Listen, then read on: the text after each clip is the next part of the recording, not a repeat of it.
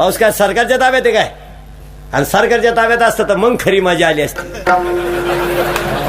सत्ताधाऱ्याच्या वावरात पाणी मावलं नसतं, विरोधक बांधव बसून नेला असतं.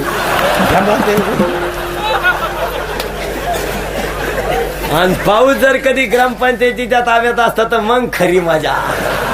पॅनल टू पॅनल पाऊस.